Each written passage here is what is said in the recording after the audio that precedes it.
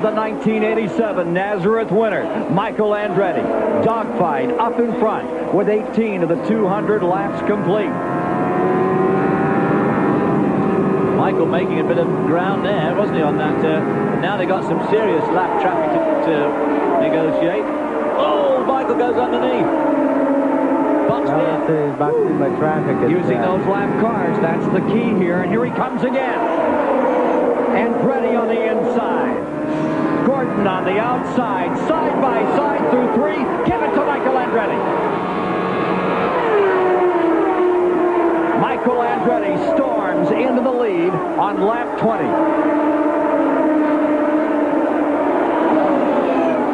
So it's Michael Andretti now in first and falling to second. Robbie Gordon. More from Nazareth in a moment. You're aboard Paul Tracy's car number 3, riding in 4th position at Nazareth, Pennsylvania. The CART PPG Series here this afternoon on CBS. At the present time, Michael Andretti stays in front at lap 27. Caution free thus far. And you're watching Vassar right here being challenged by Villeneuve. Tracy is in there, Fittipaldi, all four continuing their war for 3rd place. Let's go to a report from Dick Berggren. Well, Robbie Gordon is slipping back, Ken. He's all the way back to 7th spot from his pole position. The problem, the car is very, very loose. They would like to be able to come in and change it, but they're going to stay out on the racetrack and hope he can hang on to this thing. Now, he had exactly the same situation in Phoenix, drifted all the way back to 13th, and still won the race. Well, our man Mario called that absolutely spot on. He said that if... big crash.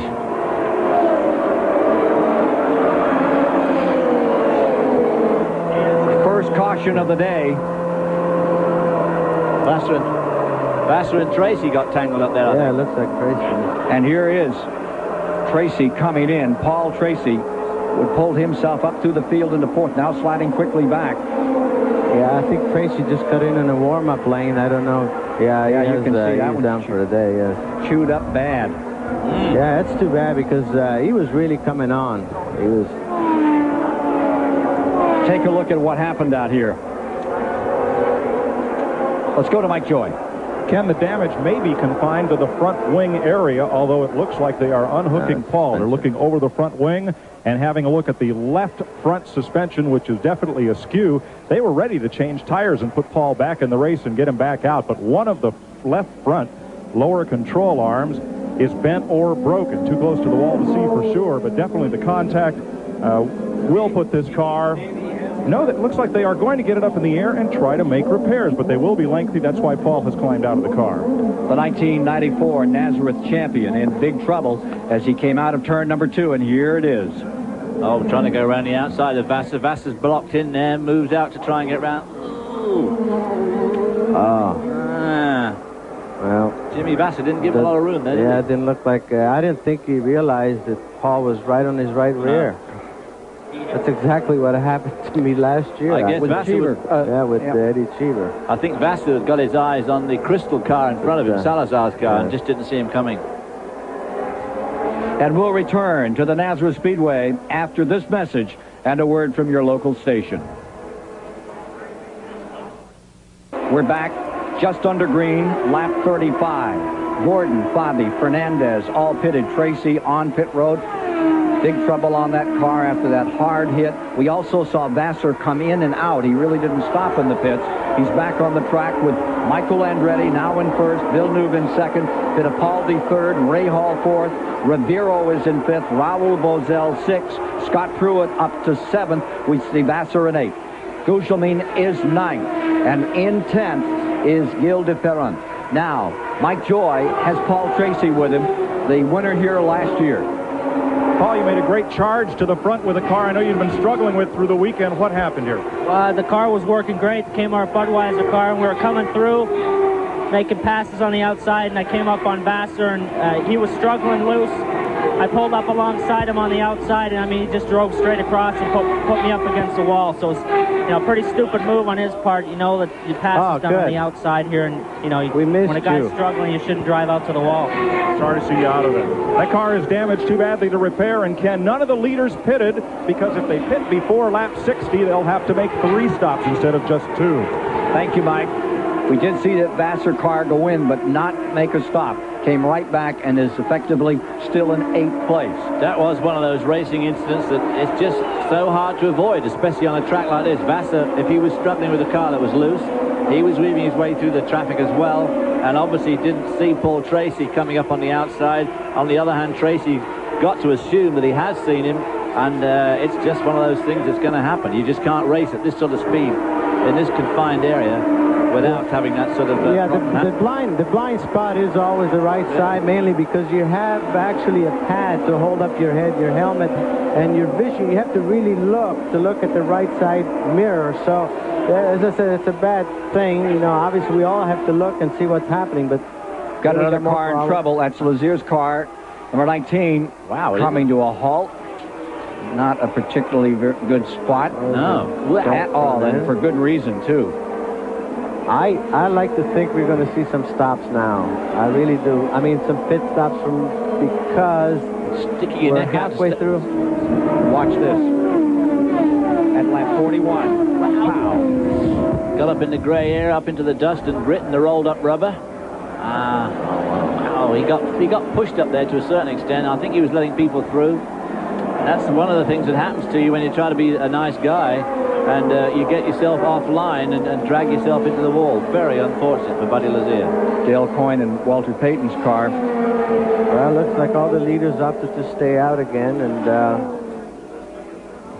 yeah, folks, and that is the Walter Payton. That's him himself, Walter Payton, football player extraordinaire, now race car owner. Vassar on pit road. Lap 42. Saying Vassar's car is all right, but you can better believe that this is a panic stop. They want to be sure. They hardly had a chance to take a look at it before Vassar took on 4 tires, a full load of fuel, and he's out. We'll be back to Nazareth as we're in a pit stop period at lap 42 of the Bosch Spark Plug Grand Prix. Stay with us. Back with you in Nazareth, Pennsylvania on CBS Sports for the Bosch Spark Plug Grand Prix. And we now have 45 of the 200 miles complete.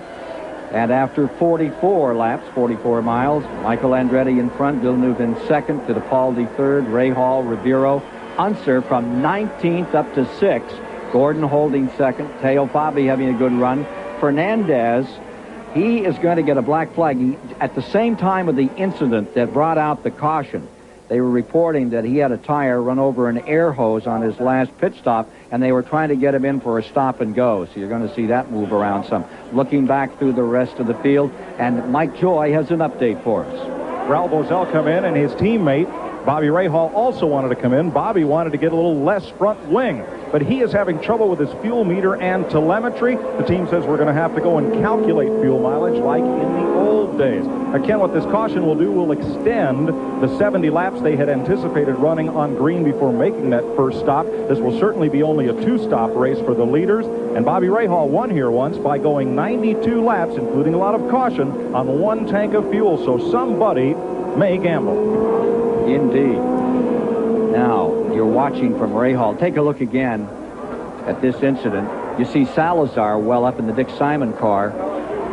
And that Salazar pushed Lazier up. Well, Lazier got pushed up there, got into the grey stuff, at which point he'd lose all grip and took the car into the wall. Very unfortunate. Lap 47, we're back under green. In the first lap pitting, Guzlebin was in, DeFerron, Christian Fittipaldi, and Johansson. Then Pruitt, Rosell, Vassar, Herta, Cheever, and Guerrero came in that second lap. We're back to racing. Green condition after the second caution of the day. There's Robbie Gordon almost 3 abreast at one point, so Marco Greco there. He got his car back. As you see that bodywork flapping, that not nearly as much from the bodywork as from our camera. But it gives you some idea, a little more idea, of how much of a pounding you take on this mile track, pulling about 4.3 Gs every time you hit one of these corners. Well, you can see his head bobbing around in there, which gives you an idea of what the driver's going through. And also see that real space-age helmet he's got. That's right. I think that's something that's very, very interesting, because the helmet becomes part of an aerodynamic piece on these cars anymore. This allows for the air to flow better to the rear wing. And believe it or not, it makes a big difference, not only from an effective standpoint, but also from the fact that the better the air flows, the less buffeting the driver has. Take a look at Scott Pruitt here. Going with it. Al Jr. right there. So Firestone versus Goodyear deal that's heating up for Indianapolis this year. Hey, actually, Firestone has done a tremendous amount of testing here, and that I think probably I'm sure they feel they're probably as good a shape as they hope to be coming into this race. And Scott Pruitt proved that he was extremely competitive, very, very quick. And the unfortunate part is the accident relegated him to the spare car, and you never know whether you can get the spare car right up to snuff, you know, with the limited time that we've had. But seems like he's right there. Well, and he is a lap down. Pruitt has gone a lap back in this as he's had to go to the backup car, and it's not working as well for him as he wished. Meanwhile, Unser stays up in the thick of things, fighting his way from 19th up into one of these top running spots to 6th, car number 1 for the Penske folks. Well, of course, everybody took a pit stop except for the leading 6 cars. They're the only people that haven't stopped, which is probably one of the reasons why they are a lap up on Scott. As we on board again with Michael, wow, getting really close to the wall there. Michael Andretti really looks like he has his back up for this one, Mario. Yeah, he has actually, he's being pressed pretty hard, and he has a bunch of traffic there. That usually tells a story here. You know. Villeneuve right behind Michael Andretti as they go into that turns 2 and 3 complex, and a bunch of traffic in front of them, which they're going to be overhauling before this lap is out. And Villeneuve goes to the outside. Yes. Oh, but now he's boxed in, but he gets through.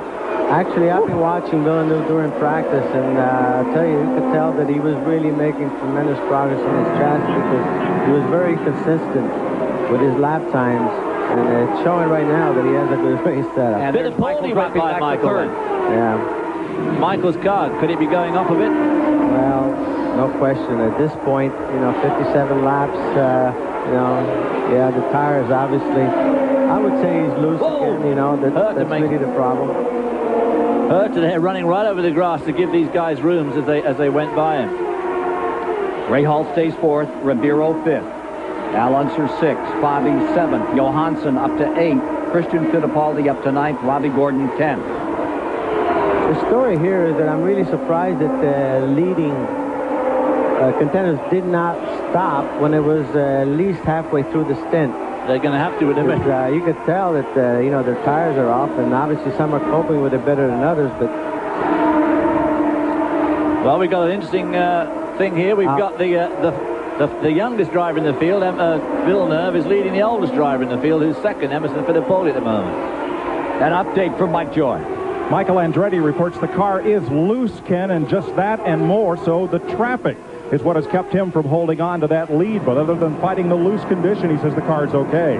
Working lap 61, Mike, and we're riding with Michael Andretti right now back in 3rd spot. Trying to challenge is Bobby Rahal. Well, what you'll probably see is the cars that have pitted with fresher tires, even though they have a heavier load of fuel, but they'll still, you'll probably see them coming.